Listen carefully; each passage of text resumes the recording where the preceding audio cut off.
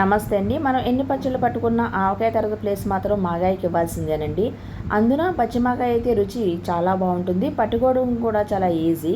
పచ్చిమాగాయ పట్టడానికి నేను 8 రసాలు తీసుకున్నానండి. అవి ఫ్రెష్ మ్యాంగోస్. వాటిని చెక్కు తీసి సన్నగా పొడవుగా ముక్కలుగా కట్ చేసి ఎండలో ఆరబెట్టాను. బాగా ఎండగా ఉంటే ఒక 2-3 గంటలు ఆరితే సరిపోతుంది. అంతకంటే ఎక్కువ ఆరితే ఒరుగుళ్ళు అయిపోతాయండి. అవి మొత్తం తడారితే సరిపోతుంది. దాంతోపాటుగా దీంట్లో కొంచెం మనం బెల్లం కూడా యాడ్ చేస్తాము. ఒక 2 స్పూన్లు బెల్లం కూడా తురిమి ఎండలో ఆరబెట్టుకోవాలి. ఆ క్లిప్పింగ్ మిస్ అయిందండి. దీనికోసం నేను ఒక 3 స్పూన్ల వరకు మెంతులు డ్రై రోస్ట్ చేశాను. దానిలోనే ఒక 1.5 స్పూన్ వరకు ఆవాలు వేసి 2 కలిపి డ్రై రోస్ట్ చేసుకోవాలి. అవి కలర్ చేంజ్ అవుతాయి కదండి. అది కూడా అట్లా కలర్ చేంజ్ అయినాక మనం స్టవ్ ఆఫ్ చేసేయాలి. ఆరిన తర్వాత పౌడర్ చేసుకోవాలి. ఇలా మెంతులు ఎగుతుంటే మంచి ఫ్రాగ్రెన్స్ వస్తుందండి, చాలా బాగుంటుంది. ఇవన్నీ మామిడికాయ ముక్కలు ఆరినాయి. దీంట్లో 2 స్పూన్ల వరకు పసుపు వేసుకున్నాను. ఇదిగోండి, ఈ గ్లాస్ కొలతగా తీసుకున్నాను. ఈ గ్లాస్ అయినా గిన్నె అయినా ఏదో తీసుకోవచ్చు. నాకు ఆ గ్లాస్తో 4 గ్లాసులు అయినాయండి. 4 గ్లాసులకి నేను గ్లాసు పావు వరకు కారం వేసాను. మనం పౌడర్ చేసింది ఆవాలు మెంతులు పౌడర్ ఉంది కదండి, అది కూడా దానిలో వేసేసుకుంటున్నా. అలాగే ఒక చారెడు ఒలిచిన వెల్లుల్లి గబ్బాలు మనం తాలింపులో కూడా ఇంకాస్త వేస్తామండి. సాల్ట్ ఒక అర గ్లాస్ వరకు సాల్ట్ వేసాను. అంటే చూసుకుని మనం తర్వాత యాడ్ చేసుకోవచ్చు. ఇప్పుడు మొత్తం అంతా కలిసేట్టుగా బాగా కలుపుకోవాలి.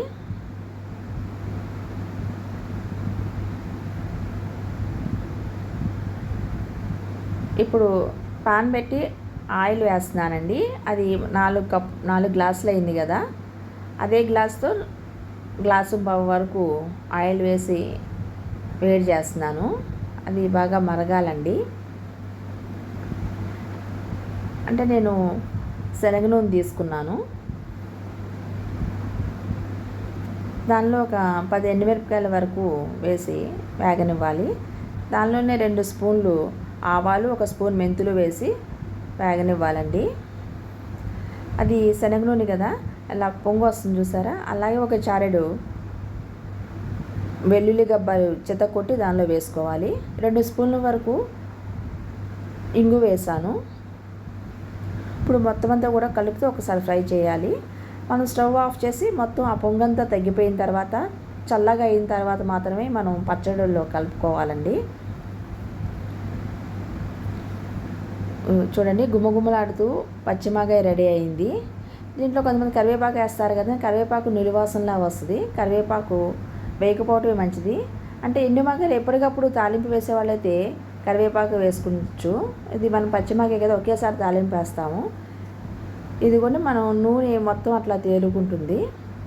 మనం కలిపినప్పుడు తెలియదు కానీ నూనె తర్వాత అంతా అట్లా తేలుకుంటుందండి. వేడివేడి అన్నంలో కాస్త మాగాయ వేసుకుని నెయ్యి వేసుకుని తింటే చాలా బాగుంటుందండి.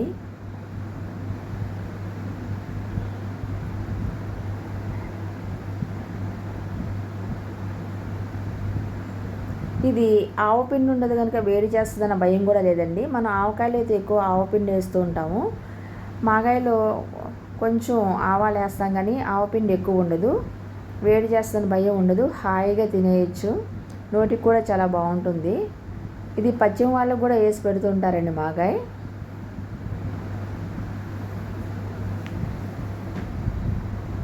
మాగాయ పచ్చడి మీకు నచ్చినట్టయితే లైక్ చేయండి, షేర్ చేయండి, సబ్స్క్రైబ్ చేసి థ్యాంక్ యూ ఫర్ వాచింగ్.